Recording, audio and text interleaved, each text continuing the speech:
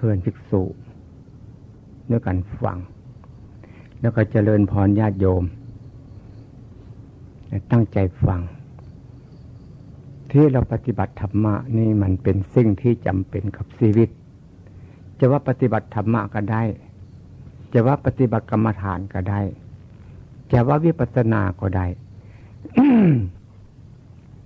เฮาสมมุติซื้อให้มันแต่ความจริงแล้วเฮามาทำความรู้สึกตัวนี่แหละการทำความรู้สึกตัวนี่คนก็เว้ากันมาหลายนานปีนานวันมาแล้วเฮาเว้ากันมาหรือว่าให้รู้สึกตัวเนอะจริงพ่อแม่เนี่ยพ่อก็ว่าให้ฟังทำพูดคิดให้รู้สึกตัวนะอย่าลืมตัวนะมันว่าแล้วมันมีความหมายคันว่าให้รู้สึกตัวนี่อย่าลืมตัวนี่เฮาเป็นเพียงเข้าใจคำพูดซื่อๆเฮาบ่ได้เข้าใจแท้ๆเนื้อแท้มันจึงว่าบ่ค่อยได้เว้ากันคันมาว่ากันก็ว่าแต่เปลือกนอกๆนี่จิตใจคนมันก็เลยบ่ได้เปลี่ยนแปลงจากสภาพไปคันว่าไม่ให้รู้สึกตัวเนี่ยให้รู้สึกตัวเนอะให้ตื่นตัวเนอะหมายถึงให้รู้ใจพุ่นนี้ให้รู้กายภายนอกกับแม่แต่ให้รู้ใจพุ่นนี้รู้สึกตัวได้หมายถึงรู้สึกใจใจมันนึกมันคิดอันใดให้รู้เบื้องแรกการเจริญวิปัสสนาหรือเจริญสติหรือเจริญสมาธิหรือทำความรู้สึกตัวนี่ทำทีแรกนะโมลูมียังเฮ็ดซื่อๆเฮ็ดซื่อๆเฮ็ดซื่อๆจะมีความหมายอย่างใดเฮ็ดซื่อๆมันก็ได้ความอันซื่อๆนั่นแหละมาความหมายมันเฮ็ดซื่อๆให้มันเป็นซื่อๆมันเป็นเองความเป็นเองที่ว่าเป็นซื่อๆบ่ได้ซื้อบ่ได้หาบ่ได้เอาเงินเอาทองไปจ้างคนอื่นมาทำให้จึงว่าให้ซื่อๆเป็นซื่อๆเป็นนั่นจะเป็นซื่อเป็นซื่อๆคำว่าเป็นซื่อๆนี่ก็ว่ากันก็อาจจะเข้าใจยากคือเป็นอันที่มันโบใจหายนั่นแหละมันใจมันโบโกรธมันโบโลภมันโบหลงนั่นแหละเราจะเห็นจะรู้อันนั้นเรียกว่าเฮ็ดซื่อๆมันจะได้ซื่อๆได้ซื่อๆกับโบได้ลงทุนโบได้ซื่อมันเป็นซื่อๆความเป็นเองจีวมันมีอยู่แล้วในคนทุกคนไม่ยกเว้นเรื่องเพนี้แต่ว่าคนผู้นั้นจะทำให้มันรู้หรือจีโบทำให้รู้นั่นนะจีทำให้มันมีหรือจีโบทำให้มันมีเท่านั้นซื่อๆถ้าหากทำให้มันมีนั้นก็ต้องทำเองบ่มีผู้อื่นจะทำให้เขาอีกตื่มการทำอย่างนี้ก็ได้พ่อทำให้กับบ่ได้แม่ทำให้กับบ่ได้ลูกทำให้กับบ่ได้สามีภรรยาอยู่ด้วยกันทำช่วยกันกับบ่ได้เพียงแต่แนววิธีให้เท่านั้นซื่อๆดังนั้นวิธีนั้นก็ต้องบอกกันแล้วให้เฮ็ดจังหวะนั่งนิ่งๆไม่ได้ต้องให้เคลื่อนไหวอยู่เสมอเป็นอย่างนั้นการเคลื่อนไหวนะเขาจีว่ากันซื่อๆนี่แหละแต่ว่าต้องมีจังหวะอย่างที่เขาเฮ็ดกันอยู่ซุมือนี่ทำซ่าๆซะก่อนขนใหม่พลิกมือขึ้นซ่าๆยกซ่าๆให้มันรู้จักว่ามันไปมันหยุดมันไปมันหยุดมันเซามันเคลื่อนมันไหวมันเซาวางสังขารได้แล้วให้รู้สึกตัวมันเซาแล้วมันหยุดไหวหยุดนั่นไปแล้วอันนี้มันไหวขึ้นมาแล้วนี่มันไปแล้วนี่ให้หู้จักจะมาทำซาๆความหู้จักอันนั้นเพิ่นว่าเอิ้นสัญญาจึงว่าความจำหมายรู้จำได้เมื่อจำได้แล้วสิมันมีญาณปัญญาเนี่ยญาณความรู้ญาณจึงว่าปัญญาญาณจึงว่าความรู้ญาณจึงว่าพาหนะญาณจึงว่าขนส่งมันหลายคำพูดเพิ่นมาขนส่งจังไดขนส่งคนนี่เข้าไปฝากนี้เอาไปฝากนั้นพุ่นคนออกจากผีจากเป้จากมารก็ว่าได้เขาบ่เห็นด้วยตาได้อันนี้บ่เห็นจับบ่ถูกด้วยมือมองบ่เห็นด้วยตาคนจิตคนใจก็ว่าได้เอาแต่จีวาล่ะหรือจีว่าสมมุติว่าคนนี่จากโลกอันนี้ไปนิพพานก็ว่าได้มันเรื่องสมมุติดังนั้นจึงว่าให้เขารู้จักสมมุติจริงๆสมมุติที่ว่าสมมุติบัญญัติปรมัตถ์บัญญัติอัฏฐบัญญัติอริยบัญญัติบ่เป็นเว้าซื่อๆเว้าต้องใจต้องเห็นต้องรู้ ต้องสัมผัสนำอีกตึมทีนึงอันว่าจังซี่แท้ผู้ใดก็เว้าเป็นเด้อันว่าสมมุติบัญญัติปรมัตถ์บัญญัติอัฏฐบัญญัติอนิยบัญญัตินี่แต่ก่อนแท้บ่มี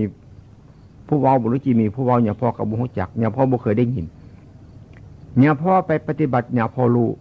เนี่ยพ่อจึงเอาเจ้าของว่าเนี่ยพ่อมาว่าไผสิว่าซะเนี่ยก็เรื่องของคนอื่นเรื่องของเนี่ยพ่อมันเป็นเรื่องนึง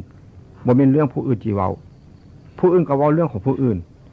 จึงว่าการปฏิบัติแบบนี้จึงว่าบ่ขึ้นอยู่กับครูบาอาจารย์บ่ขึ้นอยู่กับตำรับตำราขึ้นอยู่กับตัวการกระทำการกระทำของผู้ใดทำขยันทำเก่งทำให้รู้สึกจริงๆรู้ถ้าหากทำซื่อๆอยากดีอยากเด่นอยากดังอยากมีอิทธิปฏิหารบ่แม่นอีกตึมแล้วอยากดีมันก็ได้ความดีมาลดประเดียวอยากดังมันก็ได้ความดังมาลดประเดียวอยากมีอิทธิปฏิหารมันก็เป็นมาลดแต่ว่าบทแสดงของจริงเด้มันจะเป็นมายาหลอกใจของซื่อๆดีเด้เมื่อเดียวเจ้าของที่ไปนั่งมันมีคาถาอันนึงว่าเพิ่นว่าคาถามาที่เฮือนหมาจีจอกเพิ่นว่า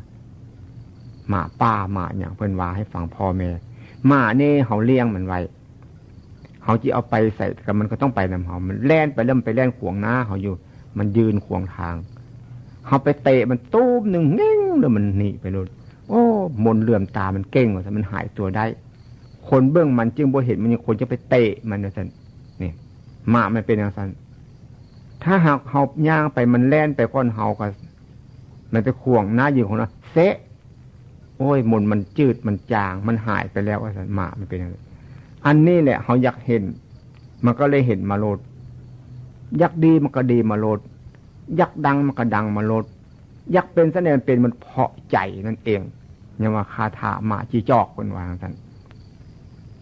เป็นคาถาเป็นวิชาขวงกั้นบ่ให้เฮาบรรลุทำได้เพิ่นว่าจังซั่นเนี่ยคนทำวิปัสสนานี่มันจึงต่างกันได้บ่ซื่อว่าสิคือกันหมดทุกคนเด้ลักษณะจิตใจถ้าหากมาทำวิปัสสนาอย่างที่ญาพ่อว่าอยู่เดี๋ยวนี้นี่ฟังแล้วจำได้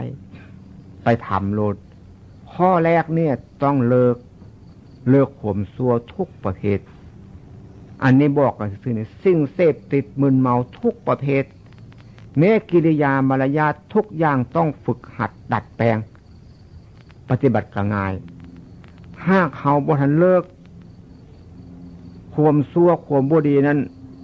ปฏิบัติก็ยากหรือเขาบ่หยุดบ่เศร้าสิ่งที่มันบ่ดีนั้นจะรู้ยากและเขาบ่เคยฝึกหัดดัดนิสัยกิริยามารยาทที่มันบ่ดีนั่นก็เป็นการรู้ได้ยากเนี่ยพ่อคำนวณผู้เดียวนี่เพราะเนี่ยพ่อไปปฏิบัติธรรมะเนี่ยพ่อไปทำมันบ่นานไหมแต่เนี่ยพ่อหักทำมาแต่นานแล้วทำพุทโธสัมมาอรหังนับ1 2 3พองยุบหายใจเข้าสั้นออกยาวนี่พ่อเฮ็ดมาหมดแล้วหมู่นั้นแต่หักยังบ่ทันรู้เมื่อไปทำแบบเคลื่อนไหวนี่บ่ทันนาน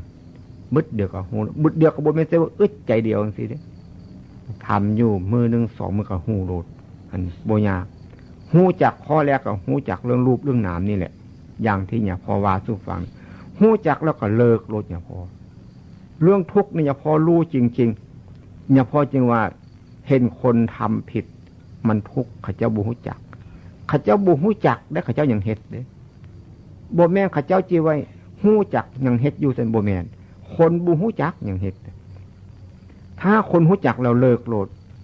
อันจำเพิ่นมาว่าซื่อๆนี่บ่แม่นจำซื่อๆได้อันนั้นบ่ไม่เห็นด้วยญาณบ่ได้เห็นด้วยปัญญาบ่ได้เห็นด้วยการเห็นแจ้งนะเด้อไปฟังเพิ่นเว้าจำได้ของเว้าเอาซื่อๆนี่เรื่องหมู่นี้ที่ว่าการเลิกสิ่งชั่วร้ายนั้นบ่มีก็น้อยคืออย่างหมู่พอออกไม่ออกหรือว่าญาติโยม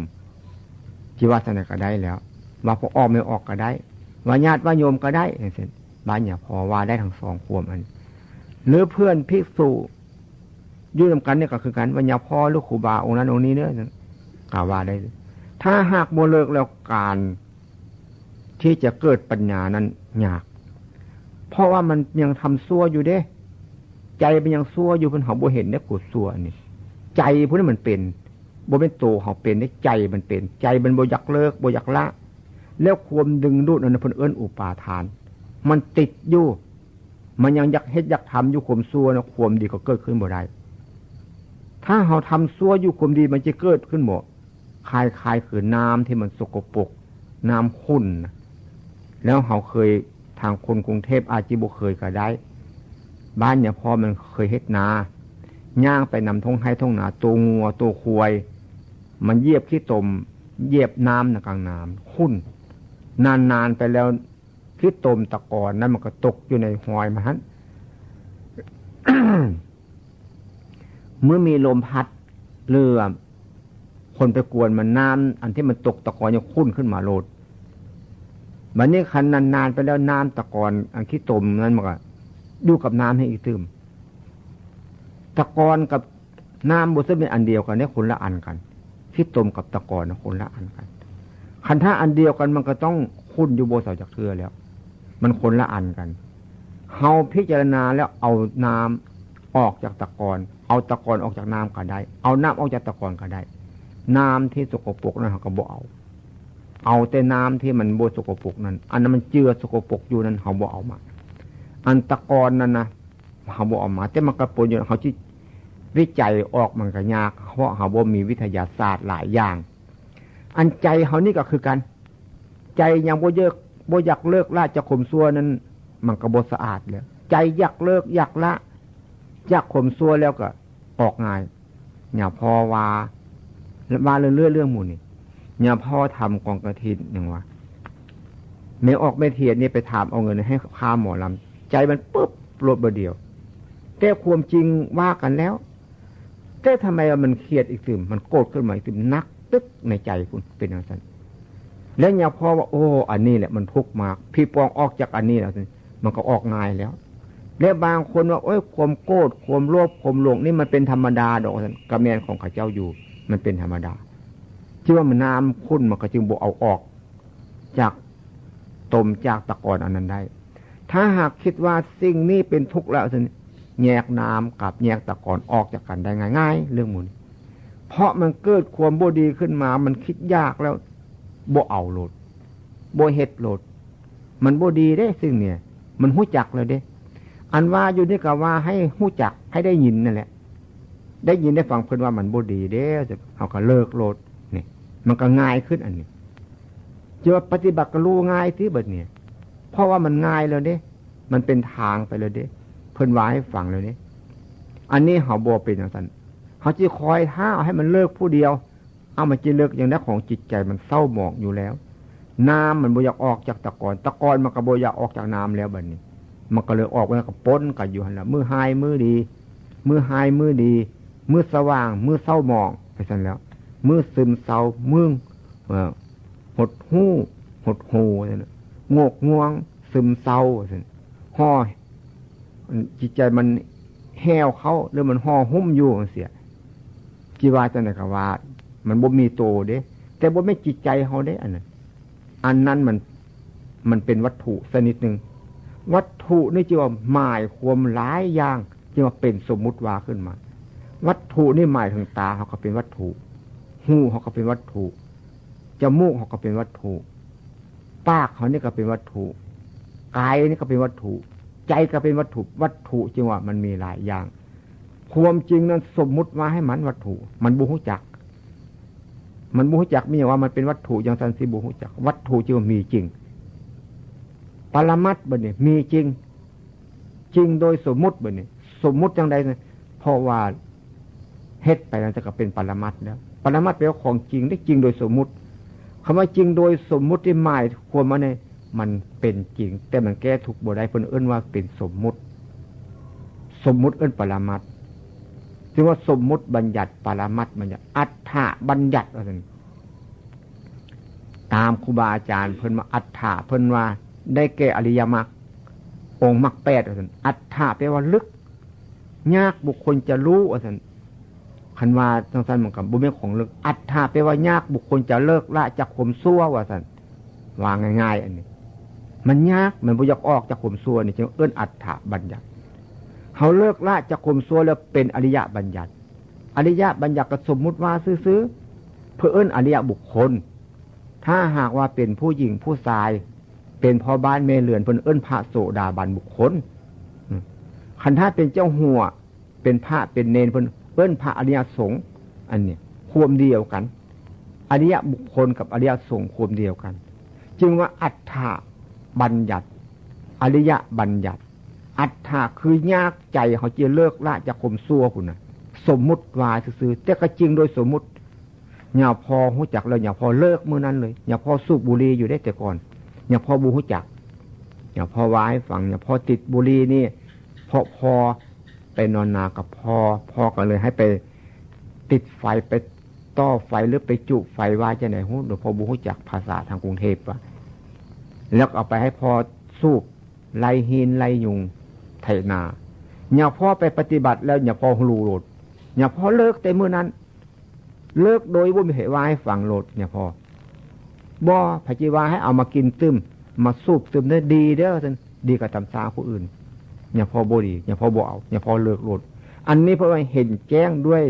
สติปัญญาด้วยญาณปัญญาเพิ่นว่าวิปัสสนาเกิดขึ้นให้เห็นบัดนี้แม่ออกพอออกหรือว่าโยมก็ได้พวกท่านมาฟังหรือพระสงฆ์องค์เจ้าก็คือกันเพิ่นฟังได้ยินแล้วเพิ่นว่ามันบ่ดีแล้วเนี่ยเขาก็เลิกแล้วใจเขาผู้ได้เลิกก็จึงว่า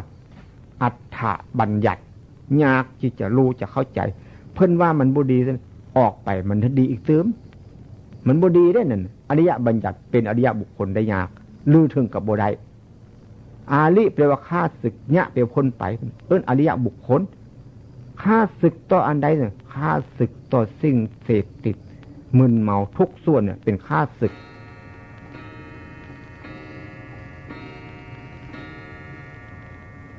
เป็นปฏิปักษ์ซึ่งกันและกันอันนี้ข้อแรกที่สุดต้องรู้อันนี้ก่อนเรื่องความโกรธความโลภความหลงนั้นมันอีกซึมสั้นหนึ่งอีกซึมมันลึกจึงว่าอริยบุคคลบัดนี้เมื่อปฏิบัติเลิกละโมนีแล้วเขาก็หู้จักแล้วจิตใจมันคิดขึ้นมาวูบนึงหู้จักซื่อๆเด้หู้จักซื่อๆมันจะมีญาณเกิดขึ้นให้เห็นแจ้งรู้จริง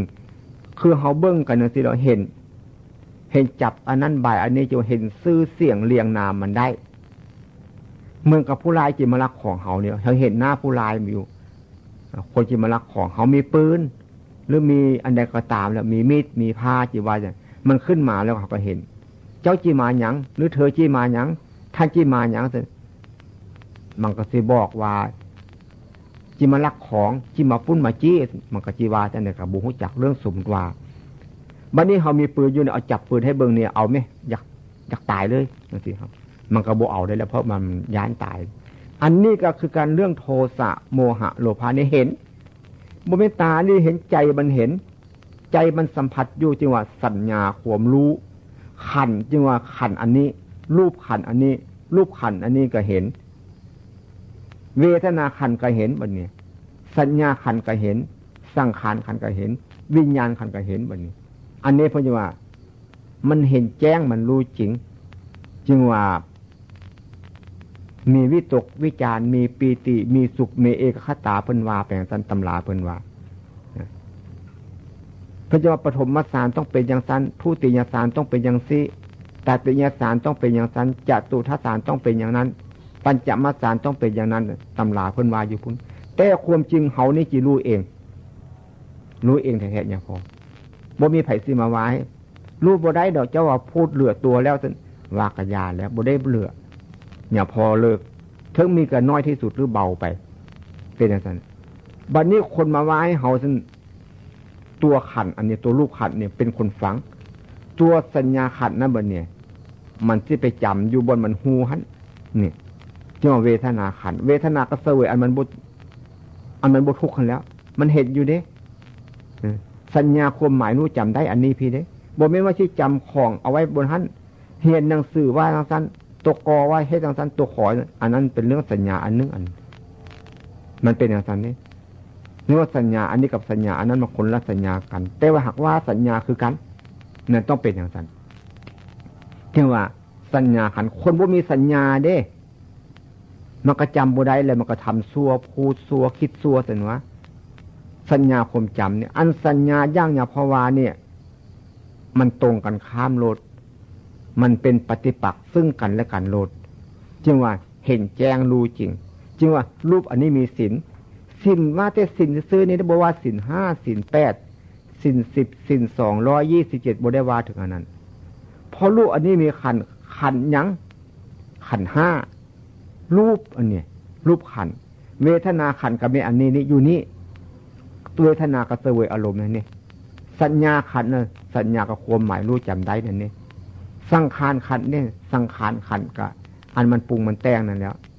มันเป็นวิญญาณขันได้สันวิญญาณขันกับแปลว่ารู้นั่นแหละความเดียวกันแต่หามาแยกเป็นกันคนละอย่างเพราะว่าธาตุสี่ธาตุดินธาตุน้ำธาตุไฟธาตุลมประชุมกันเข้าเพิ่นว่าเป็นคนเพิ่นว่าพ่อแม่ครูบาอาจารย์ไว้ฟังจังสั้นแต่เมื่อมาปฏิบัติแท้มันก็แมนแต่หักโมแมนคืออย่างเพิ่นว่านั้นเมื่อมันเห็นมันรู้สิแล้วเป็นข้าศึกกันในแท้เพิ่นว่าอริยบัญญัติเป็นเองอย่าพ่อกะว่าอยู่เรื่อยๆเนี่ยอย่าพ่อเดินเดี๋ยวว่าย่างกลับไปกลับมาก็ได้หรือว่าเดินจมกรมก็ได้ฝากหนึ่งมันเป็นต้นมักทันฝากหนึ่งบุไม่ฝากดอกส้นทางนั้นเป็นต้นมักทันส้นทางนี้เป็นต้นคอยย่างกลับไปกลับมาอยู่อย่าพอเห็นแล้วโอ้มันเป็นอย่างที่ได้ความเป็นพระอย่าพ่อเป็นโยมอยู่แหละนี่อย่าไปเสื้ออย่าพ่อจึงบูเสื้อตำรับตำลาครูบาอาจารย์ว่าอย่าพ่อฟังซื่อๆอย่าพ่อบูเสื้อทดลองเบื้องลดอย่าพ่อเป็นคนชอบทดลองอยากหู้จักจริงหรือบ่จริงอย่าพ่ออยากหู้จักนั่นกันครูบาอาจารย์เพิ่นไว้ฟังหากเป็นฆราวาสญาติโยมปฏิบัติธรรมะถ้ารู้แจ้งเห็นจริงเข้าใจจริงแล้วท่านเป็นเพศฆราวาสอยู่บ่เกิน7 วันตายไปสักวันต้องไปบวชสันต้องไปบวชเป็นพระถือเพศเรื่องยังมีอายุอยู่ได้ดังนั้นมูเมออกพอออกผู้ชายเนี่ยผู้หญิงคือกันจึงบ่อยากปฏิบัติธรรมะยันตายเนี่ยพ่อบ่กลัวตายอย่างนั้นเนี่ยพ่อรู้แล้วเข้าใจแล้วนำมาว่าให้พี่ให้น้องมาสอนคนอยู่เป็นโยม2 ปีกับ8 เดือนผู้เนี่ยพ่อสอนทดลองเบิ่งกะแมนและว่าอยากให้มู่ฮู้จักกะแมนความจริงก็หนักใจสอนให้ว่าสอนเมียเจ้าของว่าอย่างนั้นตั้งใจว่าจิตสอนเพราะว่าเรารู้บุญคุณกันแล้วจึงว่าบุญคุณผัวเมียอยู่ด้วยกันนี่ก็มีบุญคุณมากบ่แม่นสิอยู่กันอย่างธรรมดาเด้อยู่โดยความเคารพแต่เฮาหักบ่รู้จักซื่อๆเมื่อรู้จักแล้วมันรู้จักจึงว่าพระอริยบุคคลนั้นเป็นโลกิยะคือความสุขด้วยโลกิยะอยู่กันด้วยความบ่ทุกข์บัดนี้จิตใจบ่มีความทุกข์อยู่กันด้วยธรรมะอยู่กันด้วยคุณธรรมเป็นวันจึงว่าให้เฮารู้จักหน้าที่ของเฮาอยู่กันด้วยคุณธรรมจริงๆถ้าหากว่าบ่อยากอยู่ด้วยกันก็อยู่แยกกันอยู่ก็ได้สิอยู่ด้วยกันก็ได้บ่เป็นหยังเพิ่นว่าท่านตำราเพิ่นว่าพระโสดาบันบุคคลยังมีครอบครัวผัวเมียตามประเพณีโลกแต่บ่ไปตกอบายภูมิหนังสือว่าจังซั่นนี่ทำไม่ภาคบริเศษ2เนี่ยพ่อก็ได้อ่านมื้อนี้ได้อ่านมื้อแต่เนี่ยพออ่านหนังสือบ่ได้ก็จริงแต่ผิดปองอ่านเดี๋ยวนี้นี่เฮาไปเข้าใจว่าย่านตายย่านเป็นผัวปะเมียห่างกันคันท่าไม่ออกผู้หญิงนะย่านผัวไปบวชเนี่ยบัดนี้คันท่าเป็นผู้ชายบ่อยากให้เมียไปปฏิบัติธรรมะย่านเมียไปติดวัดนี่เป็นอย่างนั้นย่านเมียออกจากตัวเองคิดไปอย่างนั้นจึงว่าอันนั้นคิดผิดคิดบ่ตรงกับคำสอนของพระพุทธเจ้าจึงว่าตั้งใจปฏิบัติจิรู้จริงๆเรื่องนี้โดยบ่ถามไผทั้งหมดเมื่อรู้อันนี้เห็นอันนี้แล้วมันจะเกิดความภูมิใจมันจะเย็นให้ว่าเดี๋ยวไป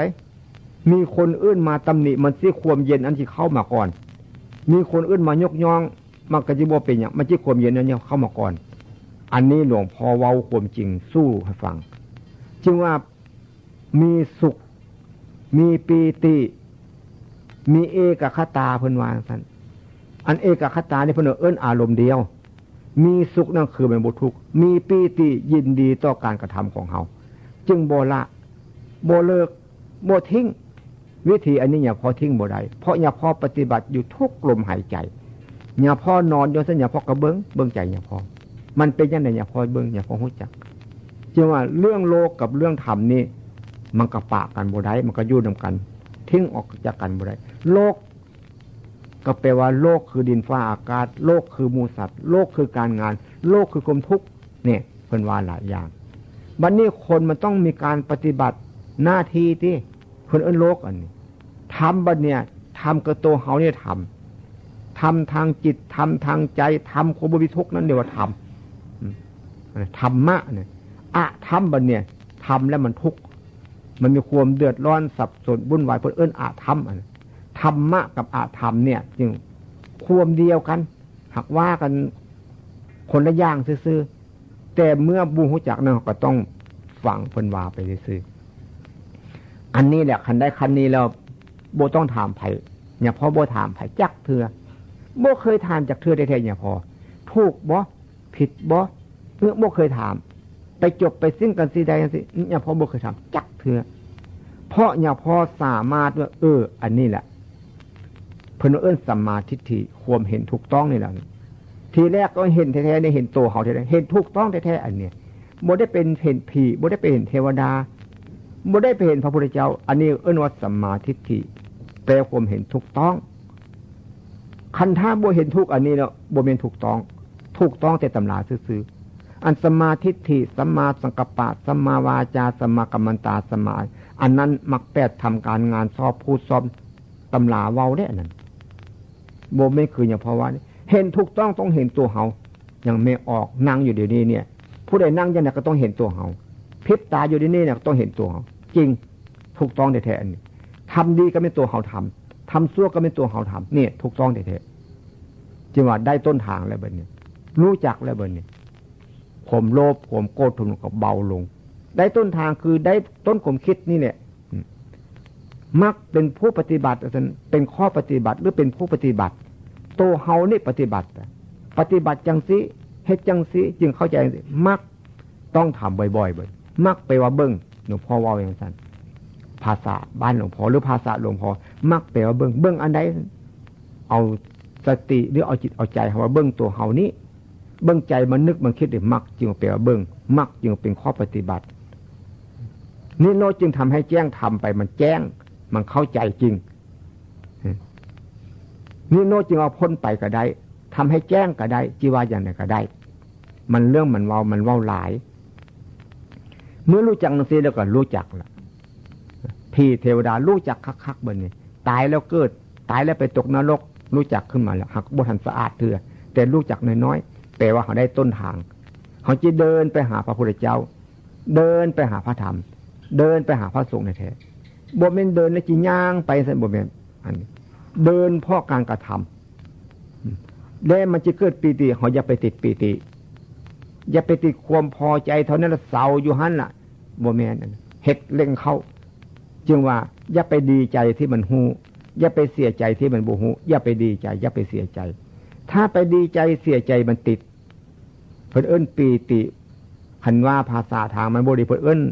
อุปาทานคันว่าภาษาทางดีเนี่ยเพิ่นเอิ้นว่าปีติความอิ่มใจว่าซั่นอย่าอิ่มอย่าพอแค่นั้น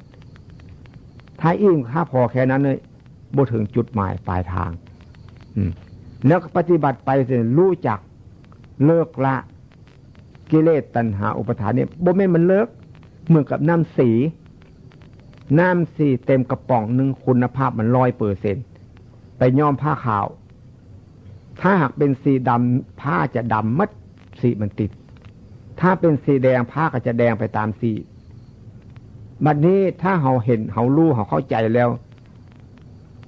น้ำยอมน้ำสีเนี่ยเต็มกระป๋องแต่เป็นน้ำยอมไม้หมดคุณภาพเอาผ้าขาวไปยอมโบติดก็น้อยที่สุดติดแล้วก็ซักออกง่ายลดล้างออกง่ายลดจึงว่าถ้ามีก็ต้องเขาเห็นนะก็จะจืดออกไปลดเรื่องอุปทานเรื่องมูนีมันเป็นอย่างนั้นจึงรู้จักว่าผลมันเกิดขึ้นมาอย่างนั้นมรรคจึงเป็นข้อปฏิบัติผลคือเขาได้รับนั่นแหละ จึงว่ามรรคผลมรรคกับผลจึงไปนำกันมรรคจึงต้องทำอย่าพูดอย่าคุยอย่าไปนั่งเล่นเป็นว่ากันมรรคผลมันจะออกมาให้เขาได้รับผู้อื่นบ่ได้รับจากเขาของมูเนี่ย จึงว่าซื้อบ่ได้ขายบ่ได้หาผู้อื่นทำแทนบ่ได้จึงว่าเฮาเองเป็นคนรับเฮาเองเป็นคนทำมันเป็นอย่างนั้นศีลก็คือกันบ่ต้องไปได้รับกับพระเจ้าพระสงฆ์มันมีอยู่แล้วศีลอัญญภาวานี่ก็ได้บัดนี้ก็รู้ว่ามีศีลคือศีลขันธ์สมาธิขันธ์ปัญญาขันธ์อัญญภาวานะขันธ์กับตัวเฮานี่แหละมันมีศีลประจำตัวมันบ่แม่นเอาศีลรูปขันธ์ไปเป็นศีลเวทนาขันธ์บ่แม่นที่เอาศีลเวทนาขันธ์มาเป็นศีลรูปขันธ์นี่บ่แม่นยังหาว่าปานาติปาตาเวรมณีสิกขาปะทังสมาธิให้รูปถือเนื้อนี่ก็บ่แม่นอาทินาให้เป็นอันเวทนาถือเนื้อก็บ่แม่นคือมันเฉพาะตัวมันเฉพาะตัวเด้อย่าพอวานี่บ่แม่นที่จะมาถือร่วมกันจังซั่นจิว่าอย่าพอว่าภาษาบ้านอย่าพอก็จะไปหาปูหาปลาหาเนื้อ